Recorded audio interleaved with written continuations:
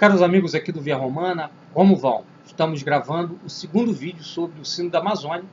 Hoje nós falaremos um pouquinho sobre a Laudato Si, os princípios que governaram a escrita dessa encíclica, que é a base do Sino da Amazônia. Sem compreendê-la é impossível compreender o que é o Sino da Amazônia e fazer uma crítica fundamentada do mesmo. Pois bem, em primeiro lugar eu gostaria de dizer que a Igreja, quando ela se pronuncia de forma magisterial, ela usa o método sentencial jurídico, ou seja, isto é de fé, isto não é de fé. Quem crer nisto é católico, quem não crer nisto seja anátema. É assim que a Igreja procede quando ela quer ensinar algo. Essas encíclicas últimas que vieram desde o Vaticano II até aqui, elas não têm esse caráter sentencial. Elas recordam dissertações acadêmicas, teses acadêmicas, ou seja, elas não sentenciam absolutamente nada em termos de dogma, em termos de regra, elas não trazem nenhuma sentença obrigatória, portanto elas não têm o caráter de magistério, de maneira que elas podem ser criticadas tranquilamente por qualquer fiel católico, porque elas não têm um caráter definitivo, nem magisterial. Ok? Então, isto posto, nós queremos aqui passar para o exame dos princípios que governaram a escrita da Laudato Si. Em primeiro lugar, é preciso lembrar que quando Francisco escreveu a Laudato Si, ele recebeu a ajuda fulcral de um senhor chamado Leonardo Boff.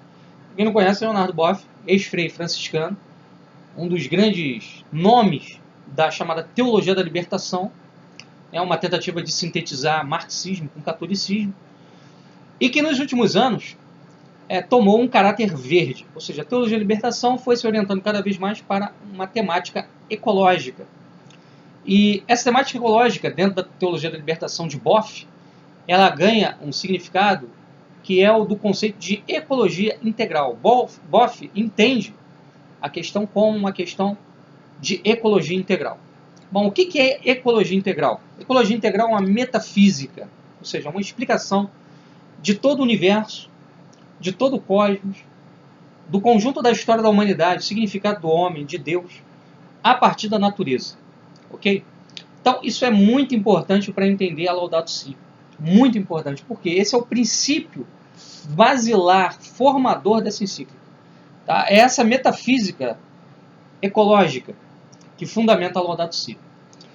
Eu vou trazer aqui hoje, nesse vídeo, alguns apontamentos feitos pelo Boff a respeito desse assunto.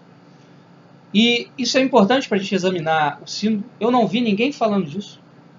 As pessoas pensaram apenas algumas partes aí do documento, instrumento Laborde, para falar do tempo, e não fizeram uma análise realmente profunda do assunto. Tá? Pelo menos eu desconheço alguém que tenha feito isso. E então nós aqui no Via Romana nos propusemos a fazer essa análise profunda, partindo dos pressupostos, ok, que fundamentaram a escrita dessa encíclica. Então, em primeiro lugar, eu gostaria aqui de citar uma frase do Boff, onde ele diz assim: o discurso ecológico procura ver o todo nas partes, e as partes no todo, numa rede de conexões que liga e religa todos os seres. Então, assim, o primeiro pressuposto dessa ecologia integral de Boff é de que tudo tem que ser visto a partir de um todo, que é a natureza. Veja bem, Boff ele distingue ecologia integral de ambientalismo. Ele diz que o ambientalismo, que é esse discurso que está presente hoje na grande mídia, de defesa da natureza, na verdade é um discurso antropocêntrico. Segundo ele, o ambientalismo serviria para o seguinte: olha, nós precisamos de madeira para construir móveis, então nós não podemos derrubar todas as árvores. E se derrubarmos árvores, temos que replantá-las, porque nós precisamos continuar a consumir e a produzir móveis. Segundo Boff, essa visão é uma visão antropocêntrica porque ela atende às necessidades econômicas do homem. A ecologia integral, ela iria além disso, porque ela seria uma filosofia do todo, do cosmos. Ou seja, seria uma metafísica, uma tentativa de explicar todas as coisas a partir da natureza. Tá? Então é algo muito mais profundo do que parece. O Sino da Amazônia não é uma expressão de ambientalismo. O Sino da Amazônia é a expressão de uma nova metafísica. E, por tabela, de uma nova religião. Por que uma nova religião? Porque se o todo é a natureza, né? A natureza, portanto, é Deus também. Então, nós caímos aí num erro, uma heresia, que se chama panteísmo ou panenteísmo. Tá? Bom, a concepção católica de Deus é uma concepção teísta. Deus é o criador do universo, ele é distinto do universo, embora o universo saia das suas mãos. Deus é uma coisa, o universo é outra. Ele intervém no universo. Né? Diga-se de passagem, o teísmo não é deísta. Para os deístas existe um Deus criador, mas ele não intervém no universo. Para os teístas, Deus intervém no universo. Ele se revela ao homem. Ele interfere na história humana. E o panteísmo concebe que o mundo e Deus são a mesma coisa. Bom, a gente poderia fazer um retrocesso histórico, um retorno ao passado, para a gente poder investigar de onde vem esse conceito de panteísmo, panenteísmo, que informa a mentalidade do senhor Leonardo Boff. E a gente vai ver, voltando séculos atrás, Giordano Bruno como o grande responsável, o grande pensador dessa ideia de panenteísmo, ou panteísmo. Tá? Só para a gente fixar aqui a questão, ou melhor dizendo, destrinchar aqui a questão, melhor a questão, a gente precisa colocar em pratos limpos quem foi Giordano Bruno, quais são as ideias principais dele. Pois bem, Giordano Bruno foi um pensador da Renascença, século XVI, Itália, que trouxe várias noções revolucionárias no campo da filosofia. A primeira delas era de que o universo era infinito. O universo está em constante expansão. Uma ideia que, inclusive, é hoje assumida pela física atual. Então, o universo é infinito. O universo está em constante expansão. O espaço é infinito. Bom, se o espaço é infinito, então ele tem uma qualidade divina. Porque ser infinito é próprio de Deus. Ele vai também dizer que todas as coisas existentes, todos os astros, os planetas, as estrelas, têm uma alma. Aí é a teoria do panpsiquismo, a teoria da alma do mundo, perfeito? E, portanto, por tabela, Deus e o universo, Deus e o cosmos seriam a mesma coisa. Deus é o conjunto, todas as partes do cosmos, uma totalidade una, onde tudo está interrelacionado, inclusive o homem. O homem e Deus seriam a mesma coisa, existiria uma centelha divina no homem. Centelha essa que também está presente na pedra, no animal, na planta, enfim, tudo seria um. Uma tentativa de fazer realmente uma metafísica que reduza toda a multiplicidade a uma unidade, onde aquele velho princípio de Aristóteles, o ser se diz de vários modos, é absolutamente eliminado. O ser é uma coisa só, o ser é o cosmos, e todas as coisas que vieram a existir são apenas desdobramentos, manifestações do cosmos. Tá? Então, o que está por trás da Laudato Si não é um ambientalismo, não é a pauta ambiental, não é os interesses globalistas de alguns países de frear o desenvolvimento de outros países com leis ambientais. É uma coisa muito mais ampla, é uma metafísica, uma religião, é uma nova religião. É a religião panteísta. É uma religião do cosmos. E não mais a religião do verbo revelado, do verbo encarnado, nosso Senhor Jesus Cristo. Tá? Bom, eu vou passar aqui. O Boff, ele elenca o seguinte, tá? Que um dos princípios basilares dessa ecologia integral é que o nosso estilo de vida hoje é um estilo irracional. Tá? Aí ele fala assim, o ser humano, nesta prática cultural atual, onde ele busca o máximo de benefício, usando a natureza em prol dos seus interesses materiais, se entende como um ser sobre as coisas. Ou seja, como um ser separado das coisas, e não como uma parte de um todo, dispondo delas a seu bel prazer, jamais como alguém que está junto com as coisas, convivendo com elas como membro de uma comunidade maior, planetária e cósmica. Então, o que o Boff propõe é um comunitarismo planetário, cósmico, ou seja, você se vê como algo idêntico à árvore, idêntico ao animal, idêntico à árvore, idêntico à água, idêntico ao sol, à lua. Isso está muito para além da atitude, por exemplo, de São Francisco de Assis, que é uma atitude de amor aos seres criados por Deus. São Francisco amava a criação, vendo em cada ser um reflexo de uma perfeição de Deus. Cada ser é uma expressão de um reflexo de uma perfeição de Deus, ou seja, é um reflexo particular das perfeições de Deus. Deus tem todas as perfeições, os seres têm algumas delas em nível finito.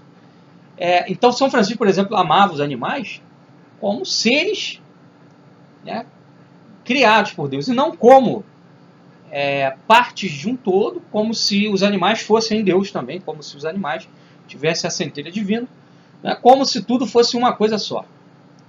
São atitudes completamente diferentes, porque são metafísicas completamente diferentes. Né?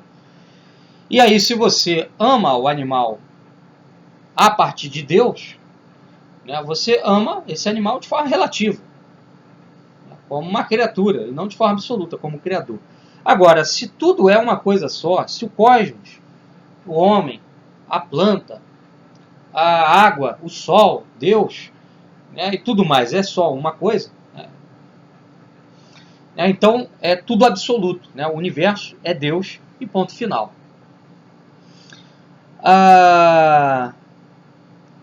Aí ele continua falando, né? Nosso modelo civilizatório é tão absurdo que se os benefícios acumulados pelos países ricos fossem generalizados aos demais países, precisaríamos de outras 4 terras iguais a essa que temos. Bom, aquele blá blá blá que a gente já conhece, de que a Terra não aguenta o atual modelo de consumo, né? Como se a própria indústria não tivesse nos últimos tempos gerado novos tipos de materiais para atender ao aumento dos padrões de consumo, né? Como, por exemplo, a indústria de plásticos, que revolucionou aí a engenharia de materiais, permitindo que as pessoas tivessem acesso a muita coisa, né? Sem que você precisasse ter 3, 4 terras. Né?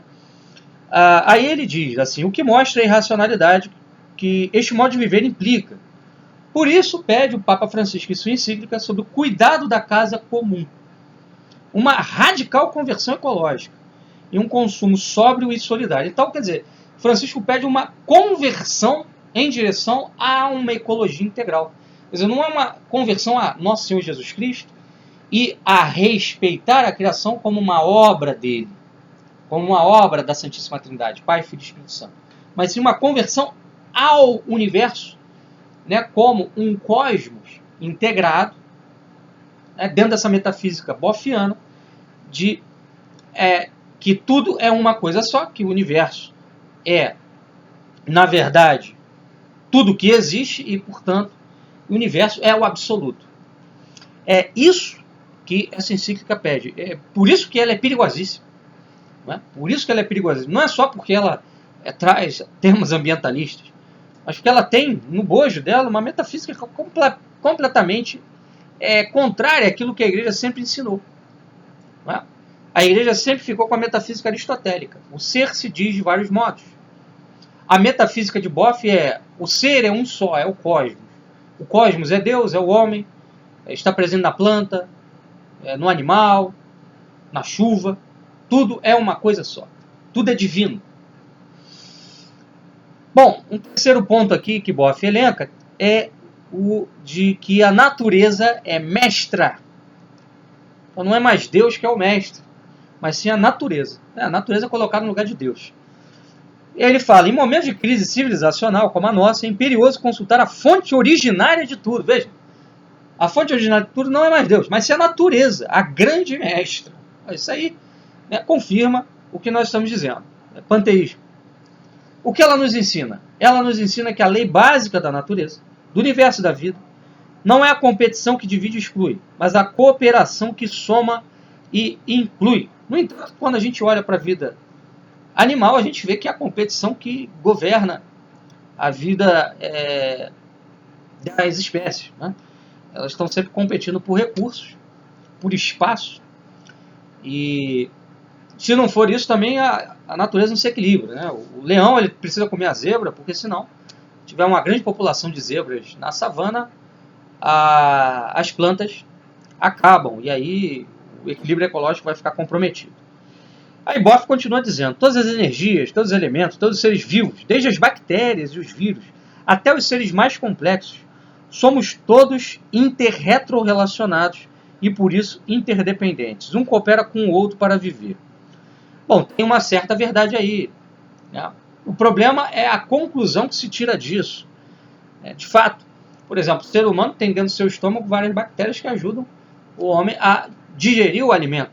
Se essas bactérias aumentarem demasiado, aí você tem uma infecção. Então existe sim uma certa cooperação. Porém, a conclusão que ele tira é: quer queiramos ou não, essa é a lei da natureza do universo. Por causa dessa teia de interdependência, chegamos até aqui. É essa soma de energias e de conexões que nos ajudará a sair das crises e fundar um novo ensaio civilizatório. Ou seja, qual a conclusão que ele tira? Nós temos que criar uma civilização onde o centro seja não Deus, né, como era na Idade Média, teocentrismo, nem o homem, como é na Idade Moderna, antropocentrismo, mas sim a natureza. Tá? Aí ele faz a seguinte indagação. Nos perguntamos: somos suficientemente sábios para enfrentar situações críticas e responder aos novos desafios? Então, segundo Boff, o homem ele não tem capacidade sozinho de enfrentar esses desafios, ele tem que buscar a natureza como fonte de sabedoria, fonte de conhecimento. A natureza é a mestra e ela que nos vai guiar. Tá? Então, esse é um outro princípio aí presente também nessa encíclica. Vamos lá. O Boff, num quarto momento, melhor dizendo, ele vai falar assim: tudo está relacionado com tudo, né? Aí ele alega: a realidade que nos cerca e da qual somos parte não deve ser pensada como uma máquina. Preste atenção. Não deve ser pensada como uma máquina, mas como um organismo vivo, não constituída de partes estanques, mas como sistemas abertos, formando redes de relações. Veja, o homem é homem e não leão. É claro que os seres estão em relação dentro da natureza, mas o homem é um ser, o leão é outro. O que Boff está dizendo aqui, o que ele está propondo, é que o universo ele seja visto sob uma visão de que tudo é conversível em outra coisa. Não é? É uma visão que se aproxima, por exemplo, de certas metafísicas indígenas. É por isso que o Sino da Amazônia ele celebra a tradição indígena. Por quê? Na metafísica dos índios, né, o ser não se diz de vários modos. Como na metafísica grega, na metafísica medieval, né, dos padres da igreja, etc. Não. Na metafísica indígena, todas as coisas podem ser conversíveis em outras. Então, por exemplo, um espírito, né, de um antepassado pode ser conversível no espírito de um jaguar. Né? É muito comum, por exemplo, os índios, né, cultuarem os seres da natureza com expressões de espíritos dos antepassados, como forças. Né? Enfim, os mitos indígenas também, eles trazem essa ideia de que um ser humano ele pode adquirir elementos de um animal, de uma planta, etc. Né? Isso é muito comum. Então, por isso que o Sino da Amazônia ele traz essa celebração, né, da tradição indígena. Não é à toa. Isso também não tem nada a ver com ambientalismo. Novamente, isso tem a ver com uma nova metafísica que está sendo imposta dentro da igreja. Né? Isso é uma heresia gravíssima. Muita gente não tem noção disso. E por isso mesmo a gente está gravando esses vídeos aqui. Né?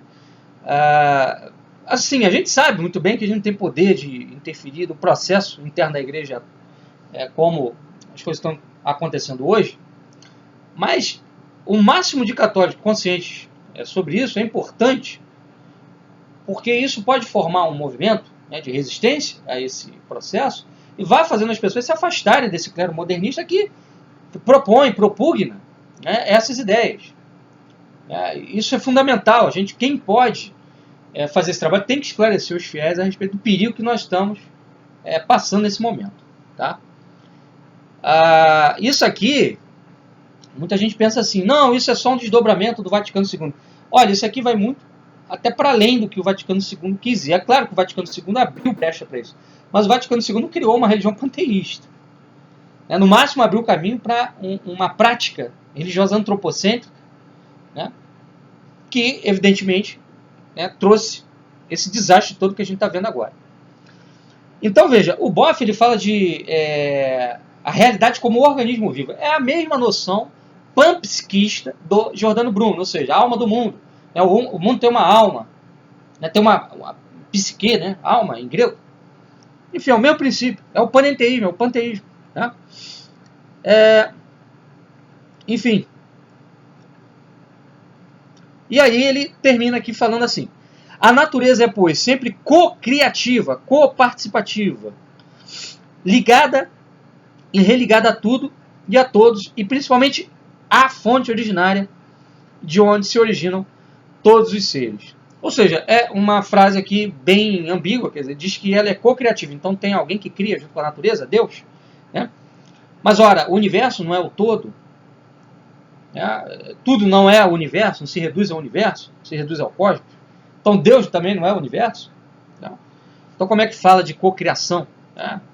Aí ele, primeiro lá ele começa a falar que a natureza é a fonte originária. Agora ele diz que ela se religa à fonte originária. Quer dizer, me parece também que é uma forma de engambelar os católicos. Né?